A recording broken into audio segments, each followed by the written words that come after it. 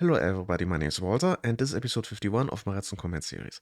In this episode I want to cover two of the most important commands when working with data packs, the function command and the return command. So what are these two commands actually about? Now the function file is used to execute or trigger a point MC function file that you can find within data packs. The return function on the other hand can be found within those MC function files and when triggered stops hard the currently running function and returns a success value and a result value, which can be used for checking whether a condition is fulfilled or stored for later use. This hard stop even includes when you have the return as a command used within a forking execute command. In that case, only the first branch or the first fork is executed. As I said, this is a hard stop for the function.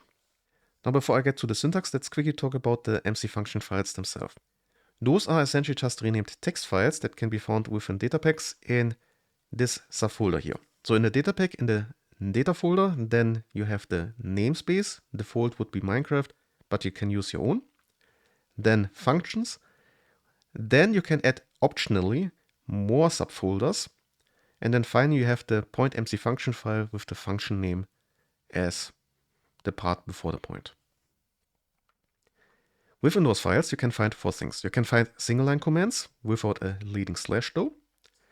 You can turn a single line command into a multi-line command using the backslash before the line break. And then you can find lines that start with a hash. Those are comments. They are ignored by Minecraft. They are just there so you can add more information to your code so it's easier to read. And then you have finally macros, which are commands or multi-line commands starting with a $sign. Those are a bit hard to explain without examples, but essentially you can put in placeholders that can be filled in after the fact when you're running the function command, which gives the whole function setup much more versatility. Now, there are no limits to how long a command can be within an MC function file. Contrarily to the chat, where you only can have up to 256 characters, which is rather short once you start using JSON text or NBT data, or command blocks, which have a much broader limit, but still a limit of 32,500 characters. Function files don't have a limit, as I said. There is still one limit that applies, and that is the max command chain length, which is as a default 65,000 roundabout. And basically becomes important once you have functions calling functions, which can end up in situations where basically there is no end to it. And this here is to put a limit to it. Once a certain amount of commands have been chained together, you run into a hard stop and the whole chain simply ends. This is important to stop infinite loops and also to, well, keep lag to a certain limit. But you can very quickly run into this limit though if you do certain things in data packs. So sometimes you have to change this game rule using the game rule command.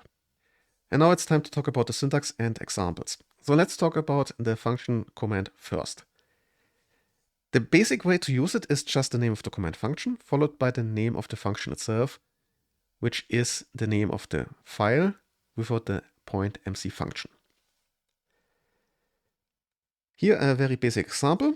I have in a subfolder called examples a function file called function basic. And if we look into this file, we can see the first line is a comment as it starts with a hash. And then we have a multi-line command following that, which you can see if you look at the end of the second line, you can see the backslash followed by a line break. And the next line can also start with some white spaces or tabs, so it is easier to read, but that's optional. The command itself is just a simple set block for an oak sign in a given point and a given orientation with a predefined text, which is static text in bold. And if I activate this command, you can see I have now placed the sign. But sometimes you want to be a bit more flexible, and that's where arguments come into play and macros.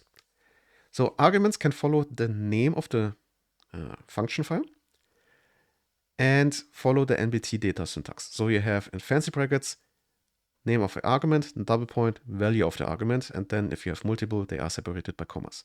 Here you would have an argument called value1 with a value 3 as a number, and then an argument value 2 with a text 3 as the value. Again, a quick example. This time the function is called function arguments, and it has 3 placeholders. So if you look in the file itself, you can see the first line is again a comment, and then we have a single line command, which is again just placing an sign. But as you can already notice, it starts with a $sign. And then when we come to the part where we are defining the orientation of the sign, you can see we have dollar and then in brackets rotation. This is a placeholder which looks for an argument called rotation. So $sign and then in brackets the name of the argument. And what it does is it looks into the function call, sees, okay, I have an argument called rotation, the value is 12, and then it takes this 12 and replaces the dollar in brackets rotation with the 12.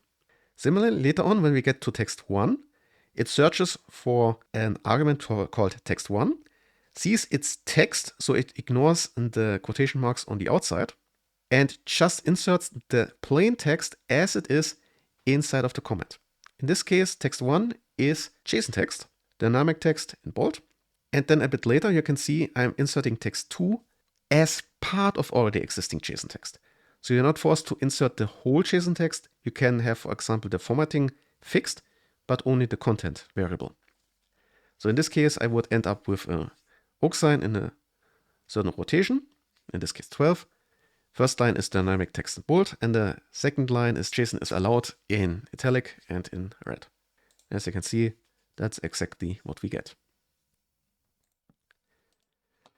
You can go even a bit more crazy with this. The example you can see here is function arguments command. And as you can see in the file itself, it's just macro start and then placeholder for an argument called command. And what I'm doing here is I'm putting in a placeholder where I can insert any command I want inside of this function. So in this case, I want to insert a command say ABC. And if I activate this, you can see I put ABC to the chat. Pretty straightforward, pretty simple, and also something I will use in a bit when we get to the return function, so you can see how the return function behaves inside of a MCFunction file. So that's directly inputting the arguments more or less manually into the function command. You can also use already existing NBT data as a source. For that, you have the function, then the function name, followed by with, and then depending on what source you're working with, you have either block followed by the XYZ coordinates of that block, relative or absolute, or you have entity followed by the source of that entity, so the unique identifier, the player name, a target selector, or similar, or you have storage followed by the name of the storage.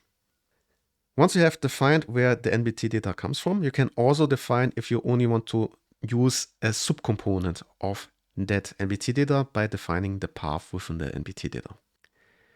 So here again a quick example. The function file itself is called function with NBT, and I'm using NBT data from an entity, in this case the nearest player, and I'm also using only the selected item. So this is basically the item the player is holding in his hand.